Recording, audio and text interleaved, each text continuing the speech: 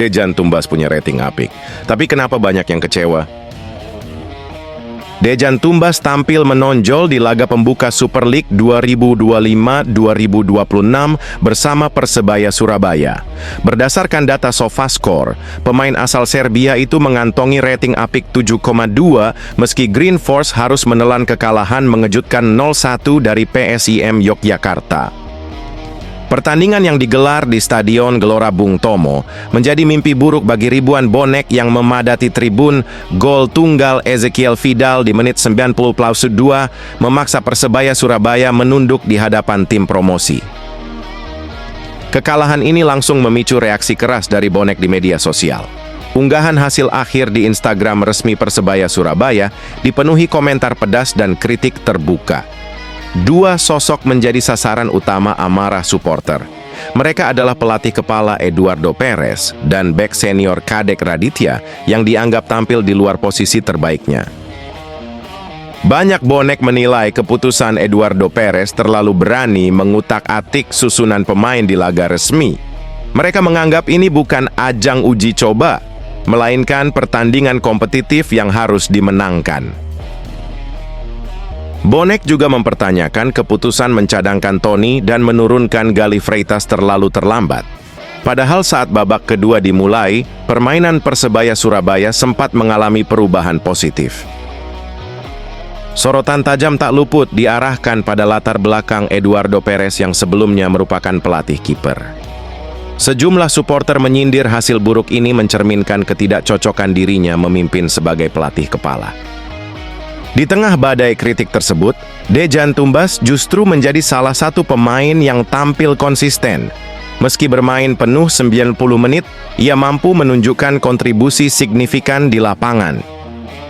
Data SofaScore mencatat Dejan memiliki XG 0,17, melakukan 2 clearance, 4 intercept, dan 33 sentuhan bola. Umpan akuratnya mencapai 71% dengan 15 dari 21 percobaan sukses. Persebaya Surabaya jelas tak punya banyak waktu untuk berbenah. Kompetisi masih panjang, namun start buruk bisa berdampak besar pada target akhir musim. Evaluasi, emosi, dan persiapan jelang lawan Persita. Persebaya Surabaya memulai musim Super League 2025-2026 dengan hasil mengecewakan. Kekalahan 0-1 dari PSIM Yogyakarta di Stadion Gelora Bung Tomo, GBT, menjadi pukulan telak, terlebih karena terjadi di hadapan bonek. Absennya bek asing anyar Leo Lelis menjadi sorotan. Pelatih Eduardo Perez menjelaskan bahwa kondisi fisik sang pemain belum 100% sehingga belum bisa diturunkan. Kapten tim Bruno Moreira tak bisa menyembunyikan kekecewaannya. Ia menyebut tim telah berusaha maksimal namun gagal memberikan kemenangan di kandang sendiri. Meski kecewa, Bruno dan Eduardo sepakat untuk segera berbenah. Fokus kini tertuju pada laga kedua menghadapi Persita Tangerang di Indomilk Arena. Dengan banyak pekerjaan rumah yang harus diselesaikan, Persebaya bertekad bangkit dan meraih 3 poin demi menjaga asa di papan atas klasemen. Persebaya kini mengalihkan fokus ke laga tandang menghadapi Persita Tangerang di Indomilk Arena. Eduardo Perez belum memastikan apakah Leo Lelis akan tampil, tergantung pada progres latihan dan kondisi fisiknya. Kami tidak punya waktu banyak untuk beralasan, hanya harus terus berjuang, tegas pelatih asal Spanyol itu. Bruno Moreira juga menyuarakan semangat serupa, menyebut laga kedua sebagai kesempatan untuk memperbaiki posisi. Persebaya diprediksi akan melakukan rotasi, terutama di lini belakang dan tengah, untuk meningkatkan efektivitas permainan. Malu, Persebaya kalah dari tim promosi. Ini kata Eduardo Perez. Pelatih Persebaya Surabaya, Eduardo Perez memberi penjelasan timnya bisa kalah 0-1 dari PSIM Yogyakarta di Stadion Gelora Bung Tomo. Permainan bagi saya, babak pertama saya pikir itu sangat fantastis. Seharusnya minimal 2 gol dan kami memiliki saya pikir kontrol permainan di babak pertama, kata Eduardo Perez setelah pertandingan pada media.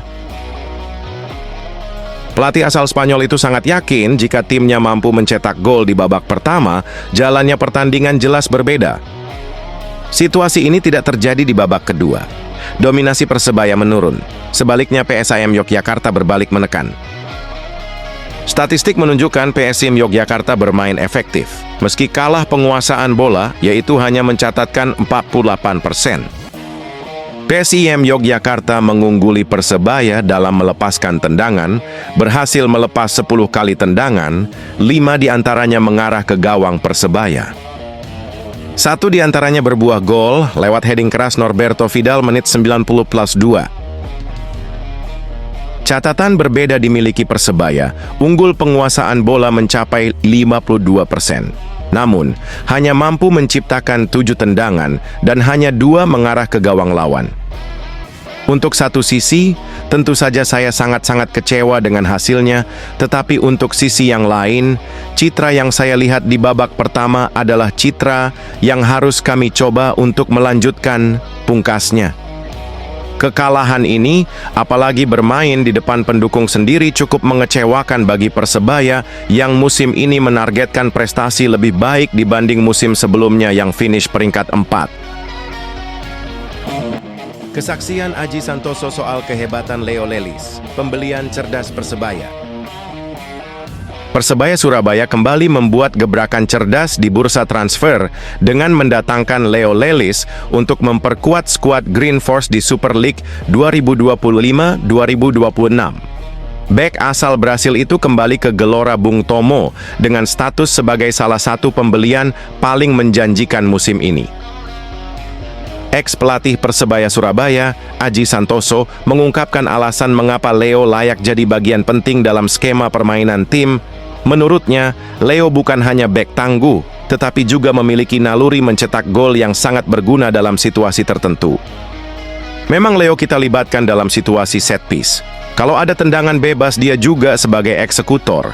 Ucap Aji mengenang peran Leo saat masih di bawah asuhannya. Aji menyebut Leo sangat diandalkan dalam bola mati karena postur dan kekuatan tendangannya.